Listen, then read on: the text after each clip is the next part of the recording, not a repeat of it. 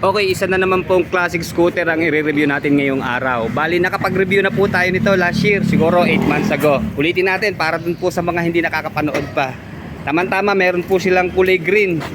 At para sa mga green-minded natin mga riders, bagay na bagay po to sa inyo. Pero ako po, ang trip ko po talaga yung kulay white. Meron pa pong isang color variant to, yung kulay red. Kaya lang, wala pa po dito eh. Pero in case na order po kayo, meron po silang available. 125cc lang na scooter. Meron po itong 150cc na version. O-orderin pa rin ho. At wala lang ho ditong display.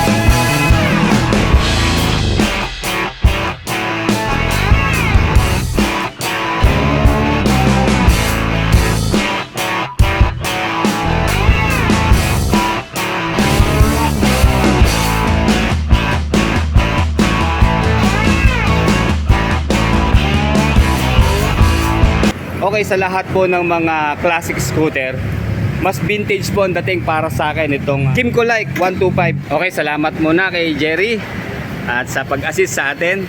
Shout out Jerry, Joseph. Okay. Kaya ako naman po nasabing mas vintage siya o old school ang dating dahil na-preserve pa rin po yung pagka-classic niya. Yung una, yung kanyang mga ilaw, ayan, bulb pa rin po. Diba, alam naman natin, karamihan ng mga gantong scooter ngayon, mga classic, combine na siya na modern at classic. Pero dito po, mas lamang pa rin po talaga ang pagka-classic niya dahil ang mga ilaw po niya ay bulb type pa rin po. Mula sa headlight, turning signals, all bulb. Ang alam ko lang po na may LED itong kanyang emblem or logo ng Kymco. Ito sa gitna. Papaligiran siya ng mga LED. Kaya pagka umilaw ho ito, tingkad na tingkad po yung kanyang emblem na Kymco. And then of course sa tail light, ganun din po. All bulb pa rin siya. Mula sa turning signal, stop light, tail lights. Okay, dito naman tayo sa kulay green. Unahin natin yung kanyang mga sticker kung meron ba at saka ilang decals niya. Okay, dito yung kanyang model name na Like. Bali, emboss siya na naka-chrome. Ayan.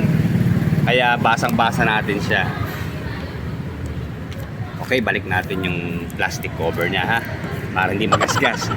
And then of course, ayan, meron pa po ditong isang sticker na naka-emboss din. Bali, Euro 3 compliant na po itong Kymco Like 125. And then, ayan, yung sa gitna nga po, yung kanyang emblem. And then, ikot tayo dito sa kanyang side profile. Mayroon din po ditong nakalagay na Like 125 and then sticker na Italia.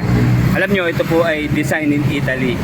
Pero kung hindi po ako nagkakamali, alam ko made in Taiwan po itong Kymco Like 125. Okay, dito uli sa tail light. Ito yung kanyang brand name na Kymco.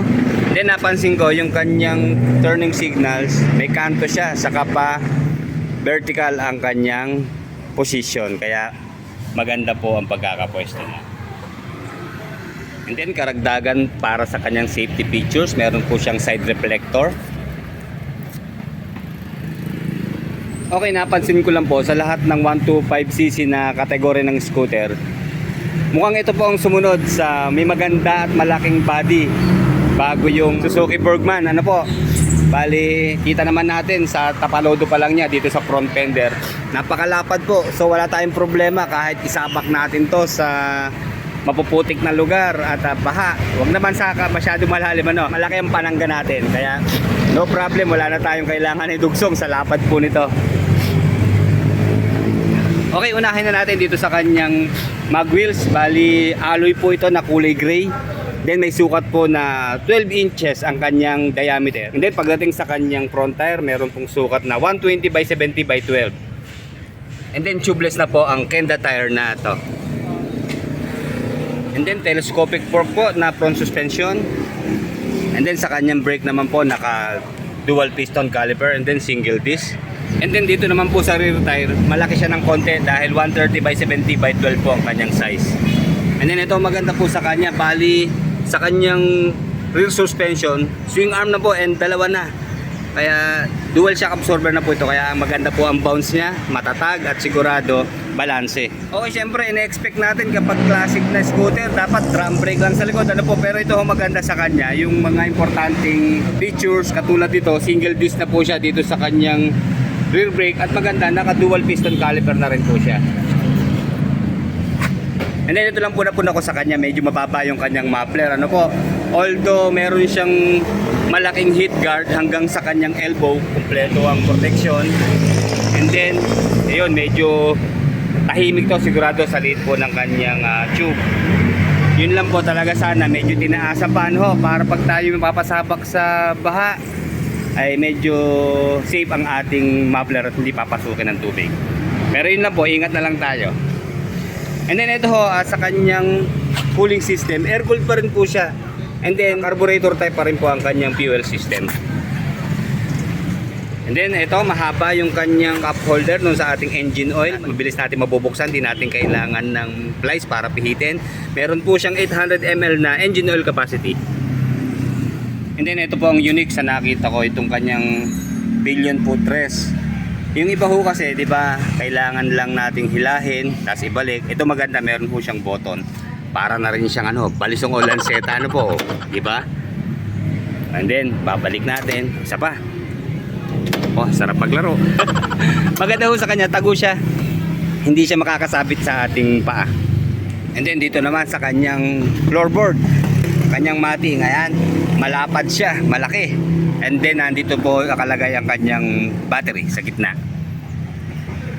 And then napansin ko meron siyang air intake dito, di ba? Makakatulong sa cooling system natin, lalo air cooled ang kanyang cooling system, so malaking bagay po ito. Makakasagap siya ng hangin, lalo't mabilis ang ating takbo. Ayan, hanggang dito sa gitna, butas siya. Kaya magiging komportable ang ating makina, magiging kalmado takbo, lalo't sa long ride. Alam nyo, sa mga air cooling system na motorsiklo, lalo yung ating RFI, air cooling po yan, wala pa naman ako nagiging problema na nag-overheat pag sa katagalan ng gamit. And then ito, napansin ko, meron pa rin po siyang kickstart dito sa kanyang crankcase. Butit hindi inalis. Ito, isa to sa trademark ng isang classic na scooter, dapat meron talagang kickstart. And then ayan yung kanyang tatak po dito sa crankcase, sa CVT niya, Kimco. And then manipis yung kanyang air filter box.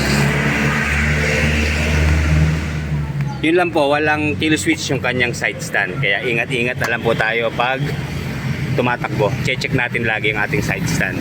Okay, change location po tayo. At napakainit po dito sa ating pwesto. Doon tayo sa may tent. At ako ho ay sunog na at masusunog pa. Okay, salamat talaga kay Jerain. Dito tayo sa may tent ng TBS. Ma'am, good morning. Okay, sa maximum power naman po nitong Kimco Like 125, meron po siyang 9.3 horsepower at 8,000 RPM. And then sa kanya naman pong maximum torque na sa 9.5 Newton meter at 6,500 RPM. Okay, mapapansin nyo, medyo mababa ang kanyang ground clearance. Bali, nasa 140 mm lang po ang kanyang ground clearance. And then pagdating naman po sa kanyang seat height ay nasa 775 mm naman. Pero alam nyo, lamang po itong pagkakatabas ng upuan ng Kimco Like kasi nakahulma po siya sa ating kwitan at hita. Ayan, mapapansin nyo, although hindi siya masyadong camelback type ang tabas, medyo mababaw lang siya, pero ito maganda yung shape. Ayan po, makikita natin, ayan, nakahulma talaga para sa ating hita at squitan. And then ayan, medyo mababa siya, lalo na dito sa kanyang back rider. Maganda at hindi masyadong nakalobo, madali ito upuan. And then isa pa, itong kanyang grab bar, classic din ang dating dahil stainless. And then maganda sa kanya, bukod sa hawakan ito, magse-serve din to as panangga sa ating angkas para in case na dumulas, hindi siya basta-basta mahuhulog dito sa likuran. Sasangga siya dito syempre. Kaya maganda ang pagkakayari nitong kanyang grab bar. Okay, sige, sakyan na natin. Samantalahin natin kasi meron pong battery naka-install. Okay? O, kita nyo na, kagaya ng sabi ko, sakto ang ating puwet dito. Hindi naman siya masyadong malambot, pero tama lang. Maganda sa kanya, malapad. Talagang komportable ang pakiramdam ng ating puwet at hita. Okay, ayan, kagaya ng sabi ko, yung pagka-classic niya, old school type na motorsiklo, na andito pa rin po, hindi niya ginawang digital. Ayan pa rin po yung kanyang trademark. Ano siya? Analog. Meron siyang digital, ito maliit lang sa orasan, di ba? Tama-tama lang din naman. So, pero yung importanteng rito, mga metro, eto na. Okay, dito po yung kanyang speedometer, ayan. Then, odometer sa gitna. And then dito yung kanyang fuel indicator. And then ito yung mga bilog sa taas, ito yung mga turning signal, saka yung sign ng high beam, low beam. Okay, ito, may kasamang passing light yung kanyang high beam, low beam, di ba? Mas maganda, mabilis ang pagpindot natin. And then turning signal left and right, horn, at saka dito sa kabila yung switch po ng DRL, headlight, saka switch off, and then electric starter. Okay, some side mirror, tamang-tama, classic looking din, yan, bilog, stainless. Kaya kumpletong-kumpleto ang get up. Mas maganda kung bumalik tayo sa past, di ba? Kung meron tayong time machine. At ang isa pang maganda rito, kahit future o ngayong present, talagang mapapansin natin ang style ng motorsiklo na to dahil talaga siya, timeless ang kanyang forma. And then may dalawa pong button dito, pero pag-adjust natin ang oras, ayan. Okay, ano pa iniintay natin? Edi may battery, andito susi, edi buksan na natin. Ito ang ignition po niya. Bali wala siyang kasamang secured shutter key. Bali ignition lang talaga. Okay? Ngayon naka-on na siya. Kaya lang parang ayun, andali. Bukas na pala siya.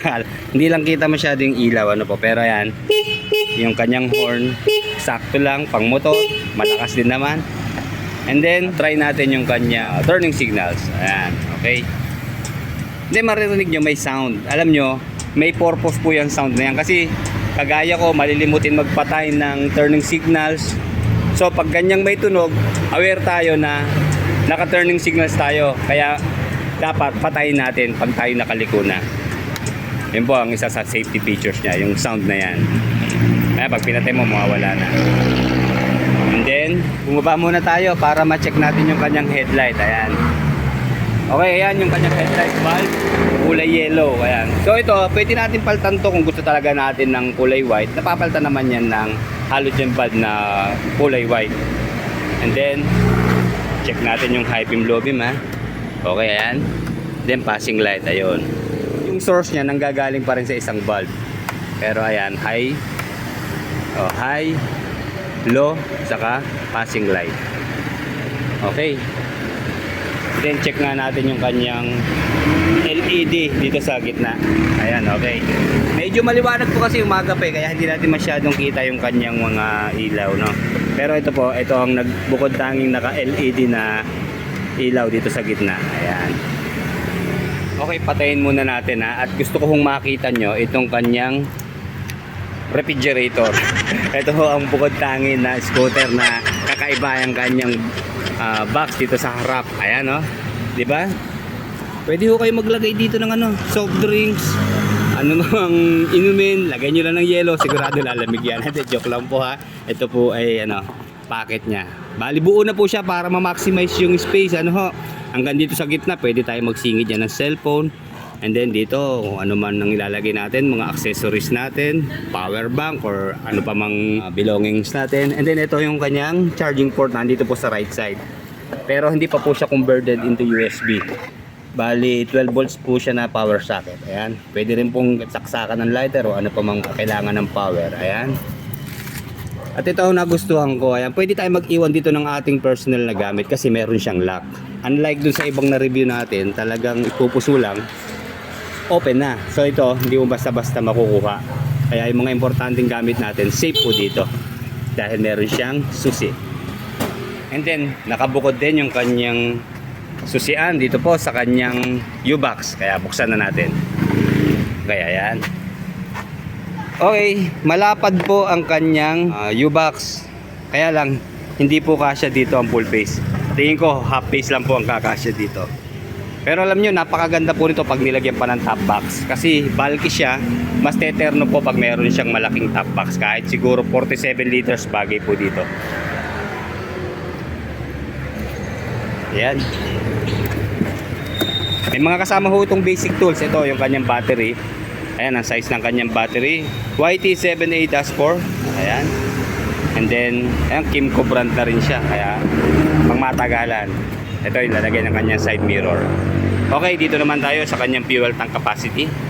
Ayon po sa ating research, sa tulong po ni paring Google, meron po siyang eksaktong 6 liters na fuel tank capacity.